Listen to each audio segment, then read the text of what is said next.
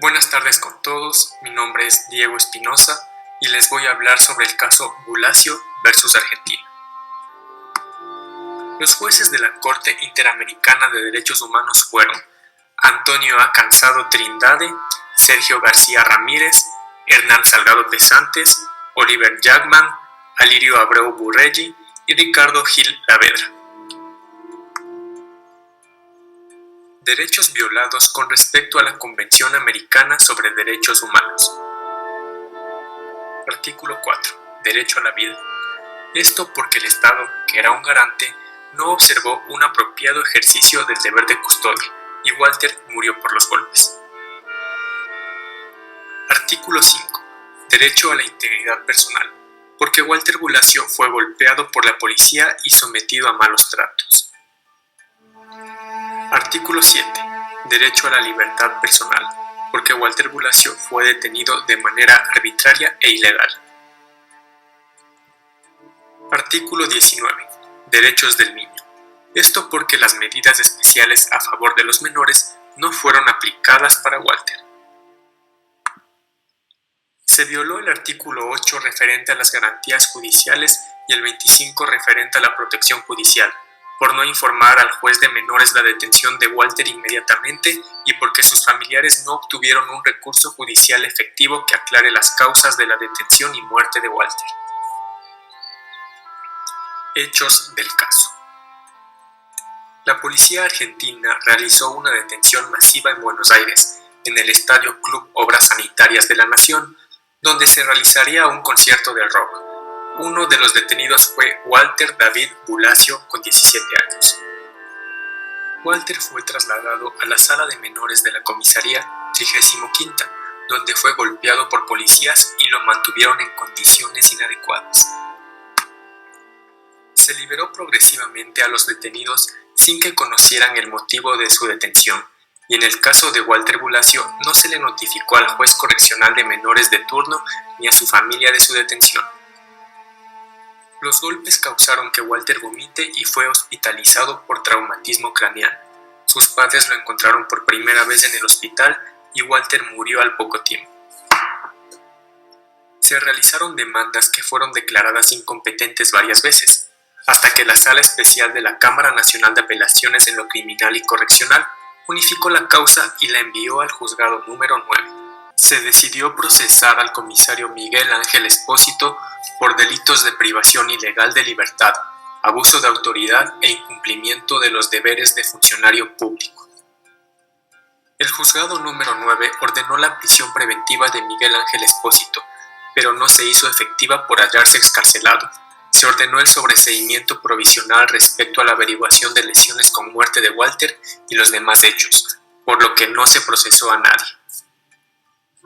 Hubo varias dilaciones hasta que la defensa del procesado formuló excepciones de previo y especial pronunciamiento, que están en trámite para declarar así la extinción de la acción penal por prescripción y que la querella sea desechada por no tener legitimación. La Sala 6 de la Cámara de Apelaciones resolvió que había prescrito la acción penal. Esto fue impugnado por la Fiscalía y no se ha comunicado a la Corte ninguna decisión sobre esto.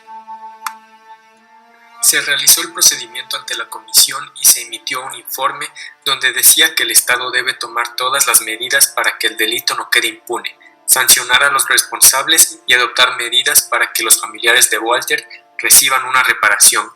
El Estado no dio respuesta a esto. Procedimiento ante la Corte. La Comisión presentó a la Corte Interamericana la demanda el 24 de enero de 2001 y el 20 de marzo de 2001 la Corte notificó la demanda al Estado informándole que tenía el derecho de nombrar un juez ad hoc para que participe en la consideración del caso. Se llegó a una solución amistosa donde el Estado reconoció su responsabilidad internacional y se celebraron 2 audiencias públicas. En la primera se entregó y leyó un documento aclaratorio al alcance y sentido de los términos del acuerdo, y con esto cesaron las controversias del fondo de los hechos y las consecuencias jurídicas de estos. En la segunda audiencia, el presidente informó de la resolución y dijo que se iba a continuar con la etapa de reparaciones. Hechos probados. En la época se llevaban a cabo los razzias y el Memorándum 40 permitía a los policías decidir si se notificaba al juez de menores sobre los niños o adolescentes detenidos. Walter Bulacio vivía en Buenos Aires y nació el 14 de noviembre de 1973. Estudiaba en un colegio y trabajaba como caddy ganando 400 pesos mensuales. El 19 de abril de 1991 se detuvo a Walter Bulacio en las inmediaciones del Estadio Obras Sanitarias de la Nación. El 26 de abril de 1991 murió Walter Bulacio. Se produjo mucha dilación en el proceso y aún no existe un pronunciamiento firme sobre los hechos investigados ni hay personas sancionadas.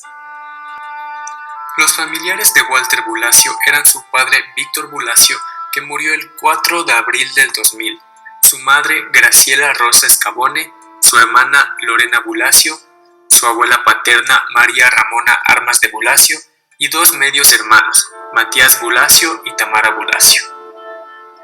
El padre, la madre, la abuela y la hermana de Walter sufrieron daños materiales e inmateriales por la detención ilegal y muerte de Walter.